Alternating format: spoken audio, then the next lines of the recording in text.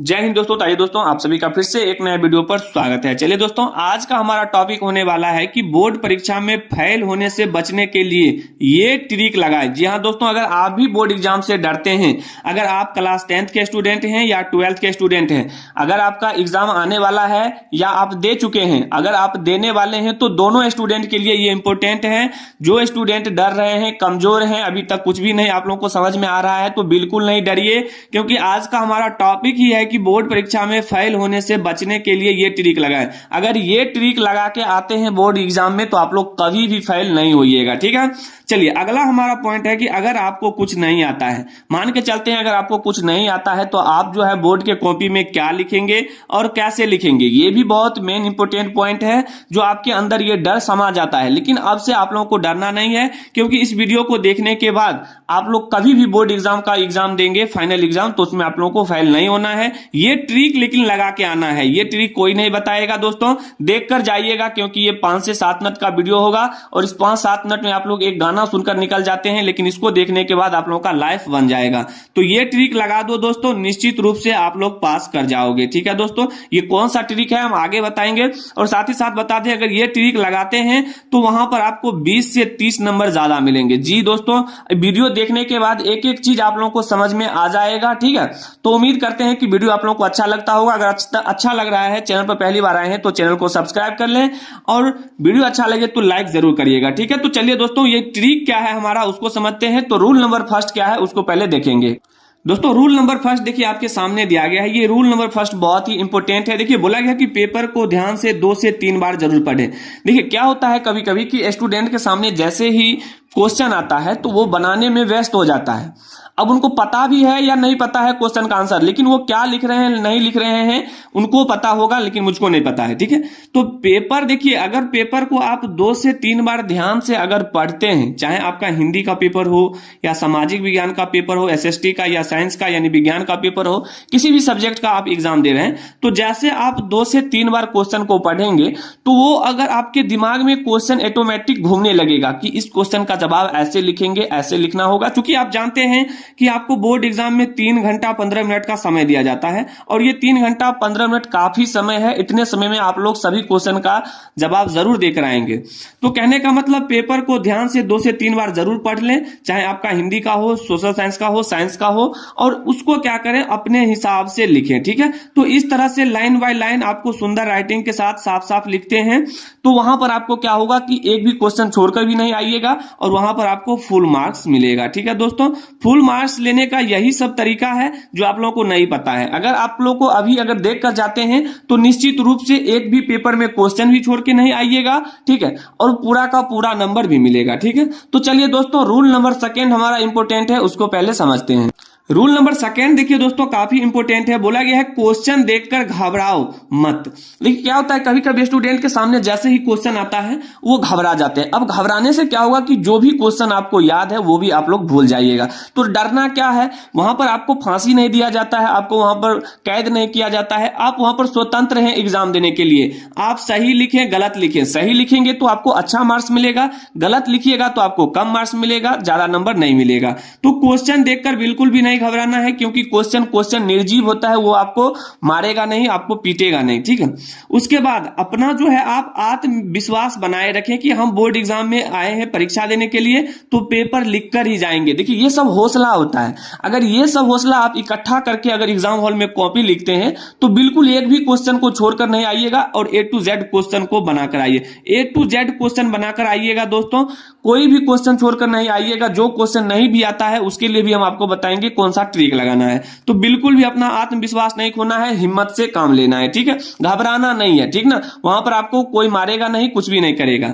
उसके बाद देखिए अगला हमारा पॉइंट है कि हैंड राइटिंग अच्छा होना चाहिए। जी हाँ दोस्तों, हैंड राइटिंग अगर अच्छा है तो क्या होगा, एग्जामिनर खुश होकर वहां पर आपको नंबर देगा, और आपको कॉपी को भी सही से चेक नहीं करेगा, डायरेक्ट नंबर देते आगे बढ़ जाएगा। तो हैंड राइटिंग अगर खराब है तो उसके लिए आप क्या करें, सेल्फ स्टडी करें, अपने घर पर बैठकर 3 से 4 पेज डेली को लिखें, डेली लिखें 3 से 4 पेज, और देखिएगा कि एक सप्ताह के अंदर जो है आपका राइटिंग जो है 50% सुधार आ जाएगा। ठीक है, तो ये चीज जरूर करें घर पर बैठकर ईमानदारी से। जो स्टूडेंट एग्जाम में अच्छा नंबर लाना चाहते हैं तो वो जरूर करेंगे। ठीक है, और जो बकवास है वो तो बिल्कुल भी नहीं करेंगे।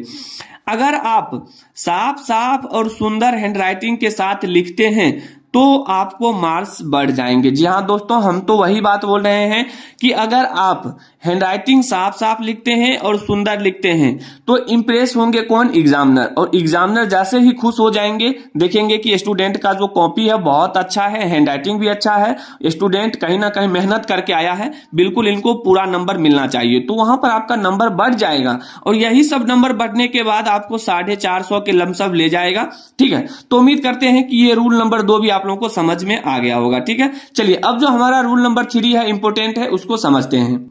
दोस्तों रूल नंबर 3 है जो कि काफी इंपोर्टेंट है। बोला गया है कि जो क्वेश्चन नहीं आ रहा है उस क्वेश्चन का मेन कीवर्ड, देखिए इस कीवर्ड के बारे में हम इससे पहले वाले भी वीडियो में बताए थे, मेन कीवर्ड सोचे। देखिए दोस्तों क्या होता है कि जैसे आपके सामने क्वेश्चन मिला, आप 2 से 3 बार उस क्वेश्चन को पढ़े, जैसे ही 2 से 3 बार पढ़ेंगे तो आपके दिमाग में ऑटोमेटिक एक कीवर्ड आ जाएगा। अब कीवर्ड किसको बोलते हैं, आइए आगे समझाते हैं। मेन कीवर्ड जो होता है, कीवर्ड के आंसर, ये मेन कीवर्ड से आप पूरा आंसर लिख सकते हैं। ठीक है, तो अब सबसे बड़ी बात है कि ये कीवर्ड क्या होता है। आइए आगे यहां पर लिखे हुए हैं, जैसे देखिए आपके सामने क्वेश्चन आ गया कि सुखाड़ से आप क्या समझते हैं, ये आपके एसएसटी का क्वेश्चन है। ठीक है, तो सुखाड़, आप जानते हैं सुखाड़ किससे होता है, वर्षा की कमी से होता है। अब वर्षा की कमी से, देखिए सुखाड़ से आपको ऐसे भी पता चल जाता है कि जहां पर पानी की कमी हो, नमी की कमी हो, वहां पर सुखाड़ ज्यादा होता है। तो इसमें आपको एक पॉइंट मिल गया सुखाड़। अब इस सुखाड़ की सहायता से आप पूरे क्वेश्चन का जवाब बना के अपने हिसाब से लिखिए, बिल्कुल एक भी नंबर नहीं कटेगा, एग्जामिनर पूरा नंबर देगा। अगर आप साइंस में लिख रहे हैं प्रकाश के परावर्तन के नियम को लिखें, तो प्रकाश के परावर्तन के नियम आपको नहीं पता है, ठीक है, लेकिन प्रकाश के बारे में पता है, तो प्रकाश के बारे में लिखिए। यही तो हमारा कीवर्ड है, ये क्या है हमारा कीवर्ड, यही हमारा कीवर्ड होता है। ठीक है, यही कीवर्ड की सहायता से आप सभी प्रश्न का जवाब देकर आएंगे और आपको वहां पर पूरा नंबर मिलेगा। हो सकता है प्रकाश के बारे में ना पता हो, लेकिन परावर्तन के बारे में पता है, तो बिल्कुल परावर्तन के बारे में लिख के आइए, गलत नहीं लिखना है, परावर्तन के ही बारे में लिखना है, साफ साफ लिखना है, सुंदर हैंडराइटिंग के साथ लिखना है। किसी का दम नहीं है, एग्जामिनर का भी दम नहीं है आपको एक भी नंबर यहां पर काट ले। बिल्कुल अगर 2 मार्क्स का है तो 2 मार्क्स देगा, और 4 मार्क्स का है तो 4 मार्क्स देगा। तो बिल्कुल भी इस तरह से लिख के आना है और घबराना नहीं है। ठीक है, तो उम्मीद करते हैं रूल नंबर 3 भी आप लोगों को समझ में आ गया। कमजोर से कमजोर स्टूडेंट भी जरूर देख ले, जो इस एग्जाम दे दिए हैं और जो देने वाले हैं, दोनों के लिए इंपॉर्टेंट है, ये चीज आप लोगों को पता होना चाहिए। ठीक है, आइए अब जो हमारा रूल नंबर 4 है जो कि इंपॉर्टेंट है उसको समझिएगा। देखिए दोस्तों रूल नंबर 4 है, ये काफी इंपॉर्टेंट है। बोला है कभी भी कॉपी को बिल्कुल सादा मत छोड़ो। सादा कहने का मतलब प्लेन। अगर मान लीजिए आप इस तरह से कॉपी को छोड़कर आते हैं तो एग्जामिनर पागल तो नहीं है कि आपको 1 भी 2 नंबर दे देगा, लेकिन अगर इसमें आप 2 से 3 लाइन लिख कर आते हैं, 2 से 3 लाइन लिख देते हैं, तो कहीं ना कहीं अगर 2 नंबर का क्वेश्चन है तो 1 नंबर एग्जामिनर देकर ही जाएगा। लेकिन अगर ये पूरा प्लेन कॉपी छोड़ देंगे तो वहां पर आपको नंबर मिलेगा, बिल्कुल भी नहीं मिलेगा, 0 नंबर मिलेगा। तो वही हम यहां पर आप लोगों को समझा रहे हैं कि कभी भी कॉपी को जो है बिल्कुल सादा यानी कि प्लेन नहीं छोड़ना है। ठीक है, क्वेश्चन से रिलेटेड, क्वेश्चन से संबंधित कुछ ना कुछ जरूर लिखे। जैसे हम आपको कीवर्ड बताए थे कि कीवर्ड की सहायता से आप लोग लिखे, तो कीवर्ड आप लोग अगर पकड़ लेते हैं तो कीवर्ड से ही लिखे, गलत नहीं लिखना है, ना गलत जवाब देना है, ये सारा चीज नहीं करना है। कीवर्ड तो आप लोग पकड़ ही लेंगे। इससे पहले हम टॉपिक जो बताए थे उसमें समझ गए होंगे। रूल नंबर 3 में हम बताए थे कि कीवर्ड क्या होता है। कीवर्ड को आप लोग समझिए और कीवर्ड की सहायता से लिखिए, 100% आपको 1 भी नंबर नहीं काटेगा, पूरा का पूरा मार्क्स देगा। ठीक है, तो चलिए रूल नंबर 4 भी आप लोगों को समझ में आ ही गया होगा। अब जो हमारा है लास्ट है, इंपोर्टेंट है, रूल नंबर 5, उसको समझिएगा। अब दोस्तों हमारा जो है रूल नंबर 5 लास्ट है, इंपोर्टेंट है। बोला गया है जो टॉपिक पेपर में आए, मतलब जो टॉपिक का मतलब हुआ जो क्वेश्चन आपके पेपर में आए उसके बारे में आप बार बार सोचें। अब बार बार सोचने से क्या होगा कि आपके दिमाग में वो क्वेश्चन कहीं ना कहीं फिर से वो आपके दिमाग में आ जाएगा। उसके बारे में आप क्या करेंगे कि जैसे ही बार बार सोचेंगे तो उस क्वेश्चन का जो आंसर होगा आपके दिमाग में ऑटोमेटिक चलने लगेगा। जैसे मान लीजिए हम लिख रहे हैं जनसंख्या वृद्धि पर निबंध, तो अब इसके बारे में 2 से 3 बार सोचिए कि जनसंख्या क्या होता है, इसमें वृद्धि क्या होता है, ठीक है, इसको नियंत्रण कैसे किया जा सकता है, समझ रहे हैं ना।